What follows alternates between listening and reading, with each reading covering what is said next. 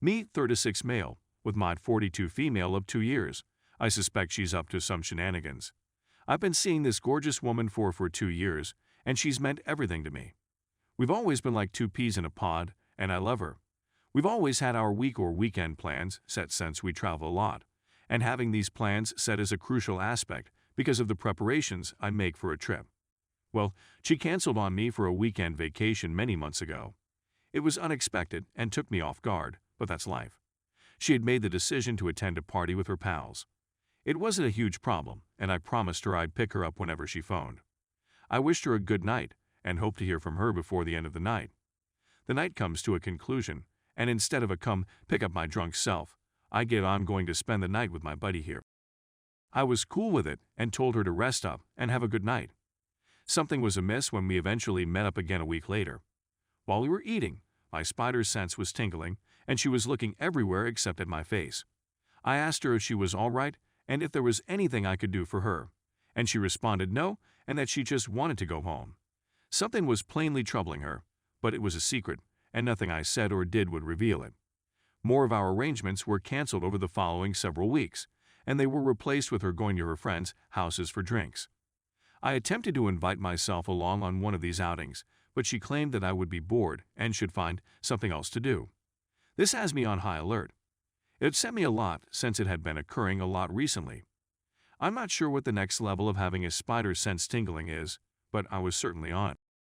A week or two later, she cancels our Saturday plans once again. She tells me she's at the farmer's market with a drinking buddy and that maybe she and I might get together later that night.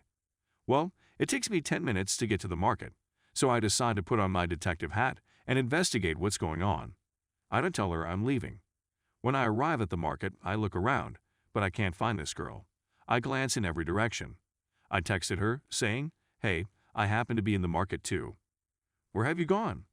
My phone starts buzzing with inquiries such, "Where did you park? What direction are you in? What business are you near?" I gave her the information, and she was there in front of me 10 minutes later, with perfume applied. She never puts on perfume. I ask where her friends are since I want to say hello, and she informs me that her pals have all gone to have lunch. My issue is, how can I get to the bottom of this? Reddit. What should I ask her? Is it just my imagination, or is anything wrong? Is it possible that I'm seeing things that aren't their update? First and foremost, I'd want to thank everyone for their advice.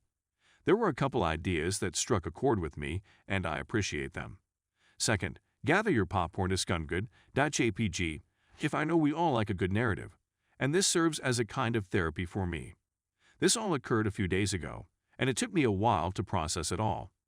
A lot of advice revolved on confronting her and asking her what the hell was going on. She eventually decided to pick up her phone after ignoring countless phone calls and text messages. She apologized and said that her phone had died and she hadn't realized it until it was too late. I began by mentioning that she had earlier sent me a message casually stating that she simply wasn't feeling it between us. We chatted after that message, and she explained she was simply stressed and took it out on me. It's understandable. Stress occurs. So here's my next question. I'd heard from a buddy that you were dating someone else. What exactly is going on? Do you want to split up? Her response? What? Who says that? Oh my goodness, who said that? Oh my, I'm so sick of hearing all these stories about me. That was stated by whom? She continued in this manner for quite some time. What struck me was her anxiety about someone ratting her out more than the claims. She repeatedly assured me that she did not want to end the relationship, and then she began making me feel bad for saying such things to her. I had no idea how she felt about me. Because I was saying this, she got the impression that I didn't trust her. I felt like the worst person in the world all of a sudden. She also begged with me to reveal who said this, but I was unmoved. Finally, she said that she was having an intense, stressful day and simply needed to rest, and that we would discuss later, maybe over the weekend. I felt like she was misdirecting me after taking in the counsel from here. I sat there, feeling both suspicious that something was wrong and terrible that I had just accused my lovely fiancé of cheating on me. I felt awful. I sat for a while, feeling as though I had just blown a massive hole in our relationship. I adore her to bits. I felt compelled to apologize. I got in my vehicle and drove an hour to her city, stopping along the way to bring her a quart of her favorite chocolate ice cream. When I went inside the store to get this treat, I ran into her daughter, who was hanging out with her boyfriend. They are both in college, taking night courses, and had just gotten out of school and were looking for a treat. We were speaking, and she said that she was going to spend the night with her boyfriend, but that she had forgotten one of her workbooks and wanted to stop by the home right away to pick it up. After a brief conversation, the daughter's boyfriend drove away, and we both drove up to my GF home. Because they had designated parking at her apartment, I drove onto the street. Her daughter actually drove up behind me instead of in her own place, and as we came up to the door, I asked, "What's up? Neighbor grabbed your spot again." "No, it isn't my neighbor's automobile." I'm not sure whether it was the way she said it, or sigh afterward, or what, but my heart quickly fell. I knew what we were going to uncover, but I was hoping for something else. Her kid and I both stumbled through the door and came to a complete halt in the entrance. We could barely make out what they were saying. There's no denying it. You've heard it before, rhythmic pounding and groaning punctuated by brief exclamations of delight. The bedroom was just across the hall from us. Her kid stared at me with saucer-sized eyes and said, "Oh my God, I'm so sorry." I felt like I was living outside of my body at this point. It's difficult to describe, but I immediately felt like I was simply a bystander watching events unfold. I couldn't feel anything and had no idea what to do. I'm standing here with a quart of ice cream, while my girlfriend is being railed in her bedroom. I had no notion what to do. My whole body felt as though I couldn't control it. Her kid yells, "Mom, what the F?" in a voice that sounded like a combination between a banshee shriek and a fire truck siren. My girlfriend really hurried out of the bedroom, nude, probably thinking there was an emergency. Perhaps motherly intuition that something horrible has just occurred. I'm not sure. She began to make words, but stopped as she saw the two of us standing there. Eventually, she blurted out a string of words.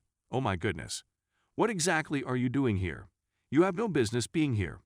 What exactly are you doing here?" She continued saying until she fled back into her bedroom. I remained standing, stunned. I'm still getting out-of-body experiences. I'm not sure how much time has gone. Whether in seconds or hours, it becomes hazy.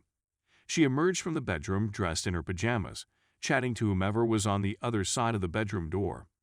My girlfriend, now ex, began ranting at her kid and me about why we were at the home. I believe she began weeping and making incomprehensible sounds as the reality of things began to dawn on her. Her kid begins yelling at her, "How could you do this?" And, "You did again?" At this time, I'd had enough. I couldn't bear looking at her any longer.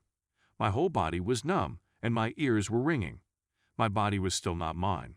I strolled over to her kitchen table, dropped the ice cream, and walked out the door, saying, "I know you get hungry after, so here's some ice cream."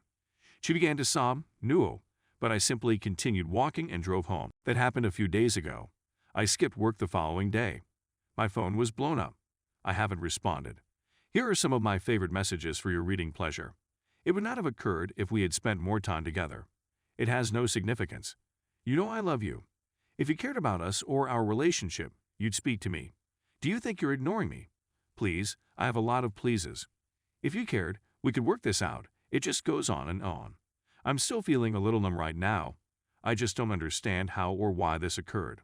I gave this girl and her family all I had, and it didn't matter. When circumstances were bad, I supplied for them and did so much to make our lives better. I know I shouldn't feel this way, but I feel as if I don't matter, or that I can't make anybody happy right now. It's infuriating. I know I'll get over it, but it really hurts. I'm not sure why or how this may happen. We were also fantastic. I have so many questions for her, but I'm pushing myself not to contact her and simply go on. In hindsight, I should have kept the ice cream.